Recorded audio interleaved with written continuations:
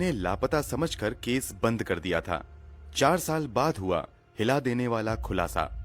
दोस्तों, हमेशा की तरह हमारी आज की कहानी भी बिल्कुल सच्ची है, मगर कहानी बिल्कुल फिल्मी लगती है। वो कैसे? दरअसल लगभग 4 साल पहले गाजियाबाद में एक व्यक्ति अपने भाई चंद्रवीर की किडनैपिंग की रिपोर्ट दर्ज करवाता है। पुलिस महीनों तक खाक छानती है, मगर चंद्रवीर का कोई अता पता नहीं चलता है। थक हार कर पुलिस भी केस बंद कर देती है। लेकिन 4 साल बाद शहर में नए पुलिस अधिकारी आते हैं। वो उन केस की फाइल खुलवाते हैं जो सॉल्व नहीं हुआ है। उसमें से एक फाइल चंद्रवीर की भी होती है।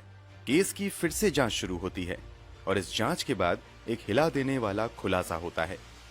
तो आखिर ये खुलासा क्या था और इस केस को सॉल्व करने में पुलिस की मदद किसने और क्यों की, जानने के लिए वीडियो में आखिर तक बने रहिए। सच्चाई जानकर आप शॉक्ड रह जाएंगे। ये कमाल का इत्तेफाक है कि बिल्कुल फिल्मी लग रही इस कहानी का सच में एक मशहूर बॉलीवुड फिल्म से कनेक्शन भी है। वो कनेक्शन किस फिल्म से और कैसा कनेक्शन है, चलिए जानते हैं आगे। कहानी की शुरुआत करने से पहले अगर आपने अभी तक इस चैनल को सब्सक्राइब नहीं किया है तो जल्दी से चैनल को सब्सक्राइब कर लीजिए। साथ ही हमारी लेटेस्ट वीडियो की जानकारी के लिए बेल आइकन दबाकर नोटिफिकेशन भी जरूर ऑन करें। चलिए अब कहानी शुरू करते हैं। ये कहानी गाजियाबाद के नंदग्राम थाना क्षेत्र के अंतर्गत आने वाले सीक रोड नाम के गांव में रहने वाले चंद्रवीर उर्फ पप्पू नाम के शख्स की है। गांव में चंद्रवीर के पास काफी सारी जमीन थी जिसमें वह खेती करता था। चंद्रवीर के परिवार में उसके अलावा भाई और पत्नी थी। पत्नी की तबीयत हमेशा खराब ही रहती थी। चंद्रवीर अपनी पत्नी का लगातार इलाज भी करवाता था, मगर एक समय बाद पत्नी की मौत हो जाती है। पत्नी की मौत के बाद चंद्रवीर काफी अकेला हो जाता है। चंद्रवीर की हालत को देखते हुए कुछ लोग उसे फिर से शादी करने की सलाह देते हैं। लोगों की सलाह मानते हुए चंद्रवीर भी दूसरी शादी के लिए तैयार हो जाता है और वो अपने लिए लड़की की तलाश में लग जाता है। कुछ दिनों बाद चंद्रवीर के पास सविता नाम की एक महिला का रिश्ता आता है। सविता की उम्र यही कोई 35 से 36 साल थी और उसके पति की भी मृत्यु कुछ ही समय पहले हुई थी। पहली शादी से सविता की एक बेटी भी थी। चंद्रवीर को यह रिश्ता अच्छा लगता है और सभी बातें तय करने के बाद वो सविता से 2015 में शादी कर लेता है। इतना ही नहीं, चंद्रवीर सविता की बेटी को भी अपनी बेटी की तरह स्वीकार करता है। शादी के बाद दोनों खुशी खुशी रहने लगते हैं और शादी के बाद सविता एक बेटे को भी जन्म देती है। यहां तक परिवार में सब कुछ ठीक ठाक ही चलता है। हालांकि बीच बीच में आम परिवार की तरह चंद्रवीर के परिवार में भी कभी कभी चंद्रवीर की लड़ाई पत्नी से हो जाती थी, मगर दोनों का रिश्ता चल रहा था। ही रहा था कि 28 सितंबर 2018 को चंद्रवीर की पत्नी नंदग्राम पुलिस स्टेशन में जाकर अपने पति के गायब होने की रिपोर्ट दर्ज करवाती हैं। रिपोर्ट में सविता लिखवाती हैं कि रात भर चंद्रवीर घर नहीं आए हैं। हम लोगों ने उन्हें ढूंढने की कोशिश भी की, मगर उनका कहीं अता पता नहीं चल रहा है। रिपोर्ट दर्ज होते ही नंदग्राम पुलिस चंद्रवीर की तलाश में लग जाती है। पहले तो घर वाले और पड़ोसियों के बयान लिए जाते हैं, मगर कहीं से भी चंद्रवीर का पता नहीं चलता है। अगले कई दिनों तक पुलिस चंद्रवीर की तलाश में लगी रहती है, मगर कहीं भी उसका पता नहीं चलता है। पुलिस जांच के दौरान ही चंद्रवीर का भाई गांव के ही कुछ लोगों पर अपने भाई के किडनैप करने का शक जताता है। पुलिस उस एंगल से भी जांच करती है और जिस पर चंद्रवीर के भाई ने अपहरण का आरोप लगाया था उससे भी पुलिस पूछताछ करती है, मगर पुलिस को एक भी सबूत नहीं मिल पाता है। अंत में कई हफ्तों की जांच के बाद पुलिस कोर्ट में फाइनल रिपोर्ट पेश करते हुए केस की जांच बंद कर देती है और इस केस को ही बंद कर दिया जाता है। बीतते समय के साथ लोग चंद्रवीर को भुला देते हैं और अपनी अपनी जिंदगी में आगे बढ़ जाते हैं। इस तरह केस को बंद हुए 2022 में 4 साल से ज्यादा हो जाते हैं। 2022 इस केस के लिहाज से काफी अहम साबित होता है। दरअसल 4 अप्रैल 2022 को 2009 बैच के आईपीएस अधिकारी मुनिराज जी को गाजियाबाद का एसएसपी बनाया जाता है। एसएसपी का पद संभालते ही मुनिराज अपने अधिकार क्षेत्र में आने वाले सभी पुलिस स्टेशन से ऐसे केस की फाइल्स मंगवाते हैं जिन्हें नहीं सुलझाया जा सका था। अलग अलग थानों से बहुत सारी फाइल आती हैं। उनमें एक फाइल नंदग्राम पुलिस स्टेशन से चंद्रवीर की भी होती है। चंद्रवीर की फाइल देखने के बाद एसएसपी मुनिराज इस केस को सॉल्व करने में गाजियाबाद क्राइम ब्रांच की भी मदद लेते हैं। और इस केस को सॉल्व करने की जिम्मेदारी गाजियाबाद क्राइम ब्रांच के प्रभारी अब्दुर रहमान सिद्दीकी को सौंपते हैं। कई दिन निकल जाते हैं मगर कुछ भी सबूत हाथ नहीं लगता है। इसी बीच जांच टीम को कहीं से भनक लगती है कि चंद्रवीर की सविता से शादी के कुछ ही समय बाद अनबन शुरू हो गई थी, क्योंकि सविता का प्रेम प्रसंग चंद्रवीर के ही पड़ोसी अरुण उर्फ अनिल से शुरू हो गया था। दूसरी तरफ 2018 में ही अनिल के भाई भूरे सिंह ने भी अरुण पर ही भाई के किडनैपिंग का आरोप लगाया था, लेकिन तब पुलिस को अरुण के खिलाफ कोई सबूत नहीं मिल पाया था और उसे छोड़ दिया गया था। जब इस मामले में दोबारा अरुण का नाम आता है तो इस केस की जांच कर रहे मुख्य अधिकारी अब्दुर रहमान सिद्दीकी को यह बात खटकने लगती है कि आखिर हर बार क्यों अरुण का ही नाम आ रहा है। इसी के बाद वो अरुण पर नजर रखना शुरू कर देते हैं। साथ ही वो अरुण से जुड़ी छोटी से छोटी जानकारी जुटाने में लग जाते हैं। जांच पड़ताल के दौरान ही पता चलता है कि गायब हुए शख्स चंद्रवीर की पत्नी सविता अभी भी इस घर में रहती है और उसकी जो बेटी थी वो अब 16 साल की हो चुकी है। वो पास में ही एक ब्यूटी पार्लर में काम करती है। इसके अलावा उसका एक छोटा बेटा भी है। अब मामले की जांच कर रहे अधिकारी को लगता है कि इस पूरी जांच में सविता की बेटी अहम कड़ी साबित हो सकती है और शायद वो कुछ ऐसी जानकारी दे सकती है जिससे इस केस को सुलझाने में मदद मिल सकती है। इसी के बाद एक दिन जब सविता की बेटी काम पर जा रही होती है, तभी रास्ते में रहमान सिद्दीकी उसे रोकते हैं और उससे चंद्रवीर के बारे में पूछताछ शुरू कर देते हैं। इस पूछताछ से अचानक वो लड़की काफी घबरा जाती है और कहती है कि मुझे कुछ भी नहीं पता है, और वो वहां से चली जाती है। लड़की ने भले ही कुछ नहीं बताया था, मगर जिस तरीके से चंद्रवीर का नाम सुनते ही वो घबराई थी, उससे अधिकारी को शक हो गया था कि इस लड़की के पास जरूर कुछ ऐसी जानकारी है जो इस केस को सुलझाने में उनकी मदद कर सकती है। इसी के बाद एक बार फिर से रहमान सिद्दीकी उस लड़की से मिलते हैं और उसे बड़े प्यार से समझाते हैं और उसे भरोसा दिलाते हैं कि अगर तुम मेरी मदद करोगी तो शायद हम चंद्रवीर को ढूंढ पाएंगे। उस लड़की को यह भी भरोसा दिलाया जाता है कि तुम्हें कुछ नहीं होगा। इसके बावजूद वो लड़की कुछ नहीं बोलती है और बिना कुछ बताए वहां से निकल जाती है। अब एक बार फिर से पुलिस वालों को लगने लगता है कि शायद ये केस नहीं सुलझ पाएगा, मगर अगले ही दिन केस की जांच कर रहे अधिकारी के ऑफिस में पास के ही गांव का एक लड़का आता है और वो कहता है कि चंद्रवीर के गायब होने से कुछ महीने पहले चंद्रवीर और उसकी पत्नी सविता की काफी लड़ाई हुई थी। इस लड़ाई की वजह यह थी कि चंद्रवीर ने अपने पड़ोसी अरुण के साथ सविता को आपत्तिजनक हालत में पकड़ लिया था। इतना ही नहीं, चंद्रवीर के गायब होने के बाद भी अरुण और सविता को गांव के कुछ लोगों ने चोरी छिपे मिलते हुए देखा था। शायद सविता और अरुण ने ही मिलकर चंद्रवीर को गायब किया होगा।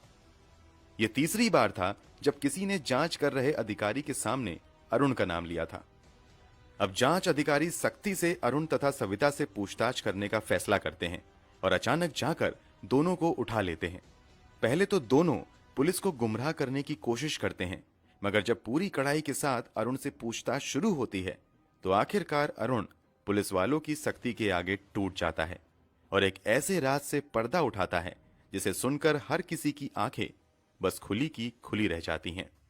अरुण बताता है कि जब सविता चंद्रवीर से शादी करके आई तो कुछ ही महीने बाद हमारी उनसे मुलाकात हुई। अरुण का घर चंद्रवीर के घर के लगभग बगल में ही था और वो रिश्ते में चंद्रवीर का भाई भी लगता था। इस तरह सविता अरुण की भाभी बन गई थी। सविता और अरुण में भाभी देवर का रिश्ता होने की वजह से अक्सर ये दोनों मजाकिया अंदाज में बातें भी किया करते थे। अरुण आगे बताता है कि धीरे धीरे मजाक मजाक में दोनों करीब आते गए और दोनों का मिलना जुलना भी शुरू हो गया। इसी तरह जब 2017 में एक दिन चंद्रवीर कहीं बाहर गया हुआ था तो अरुण चंद्रवीर के घर में ही सविता से मिलने आ जाता है।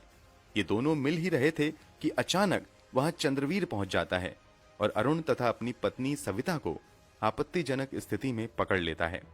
इसी के बाद सविता और चंद्रवीर की लड़ाई शुरू होने लगी, जो देखते देखते समय के साथ बढ़ती ही चली गई। इन सब के बावजूद सविता और अरुण का मिलना जुलना बंद नहीं हुआ। इसका नतीजा ये हुआ कि सविता और चंद्रवीर की लड़ाइयां बढ़ती गईं। साथ ही चंद्रवीर शराब भी बहुत ज्यादा पीने लगा।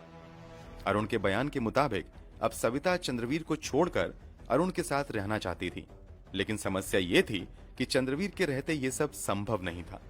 इसलिए एक दिन अरुण और सविता मिलकर चंद्रवीर को रास्ते से हटाने का प्लान बनाते हैं।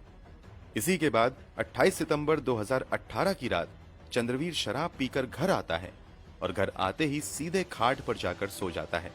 जब चंद्रवीर को नींद आ जाती है तो रात के लगभग 1 बजे प्लान के मुताबिक ही अरुण चुपके से चंद्रवीर के घर के अंदर पिछले दरवाजे से दाखिल होता है। इस समय सविता भी जाग रही होती है। सविता और अरुण दबे पांव चंद्रवीर की खाट तक जाते हैं। पहले सविता बड़ी ही सावधानी से एक बाल्टी खाट के नीचे ठीक चंद्रवीर के सिर के नीचे डाल देती है। इसके बाद अरुण अपने साथ लाए पिस्तौल से सीधे चंद्रवीर के सिर में गोली मार देता है। गोली इतनी नजदीक से मारी जाती है कि चंद्रवीर को हिलने तक का मौका नहीं मिल पाता है और वो गोली लगते ही दम तोड़ देता है। सिर में गोली लगने से बहने वाला सारा खून उस बाल्टी में जमा होता है और बाल्टी सविता ने ठीक चंद्रवीर के सिर के नीचे खाट के नीचे रखा था। लगभग 1 घंटे तक चंद्रवीर के सर से उस बाल्टी में खून टपकता रहता है। जब खून टपकना बंद हो जाता है तो चंद्रवीर और सविता घर के बाहर निकलते हैं और इधर उधर देखते हैं कि गोली चलने की आवाज सुनकर कहीं कोई जाग तो नहीं गया है। बाहर में किसी तरह की कोई हलचल नहीं थी, इसलिए अब अरुण चंद्रवीर की लाश को अपने कंधे पर उठाता है और उसे लेकर अपने घर के अंदर चला जाता है। उसके साथ सविता भी आती है। लाश को लेकर चंद्रवीर अपने घर के पीछे गाय भैंस बांधने वाली जगह पर चला जाता है। चंद्रवीर को मारने का प्लान इतना परफेक्ट था कि अरुण ने पहले से ही एक 8 फीट गहरा गड्ढा भी खोद रखा था ताकि हत्या करने के तुरंत बाद उसकी लाश को गड्ढे में दफनाकर गायब कर दिया जाए। लेकिन जब ये लोग लाश को दफनाने के लिए गड्ढे के पास लाते हैं तो वहां पर अरुण की नजर चंद्रवीर के हाथों में मौजूद चांदी के कड़े पर पड़ती है। इसलिए चंद्रवीर को दफनाने से पहले अरुण उसके हाथ से चांदी का कड़ा निकालने का प्रयास करता है, मगर काफी कोशिशों के बाद वो कड़ा नहीं निकल पाता है। अंत में अरुण अपने घर के अंदर जाता है तथा वहां से एक कुल्हाड़ी लेकर आता है और इस कुल्हाड़ी से चंद्रवीर के हाथ को काट देता है और फिर उसमें से चांदी का कड़ा निकालने के बाद पहले से खोद कर रखे गए 8 फीट गहरे गड्ढे में सविता और अरुण मिलकर चंद्रवीर को दफना देते हैं और उस जगह के ऊपर जानवरों का चारा डाल देते हैं ताकि किसी को भनक भी न लगे कि यहाँ पर किसी को दफन किया गया है। इसके बाद ये दोनों बड़े आराम से चंद्रवीर के गायब होने का मातम मनाने लगते हैं। प्लान के मुताबिक अगले दिन सविता पुलिस में जाकर पति के गायब होने की रिपोर्ट दर्ज करवाती है ताकि किसी को भी शक उस पर ना हो। शुरुआती जांच में अरुण का नाम आने के बाद उससे पूछताछ भी होती है, मगर पुलिस को भी वो यकीन दिलाने में कामयाब हो जाता है कि चंद्रवीर के बारे में उसे कोई जानकारी नहीं है।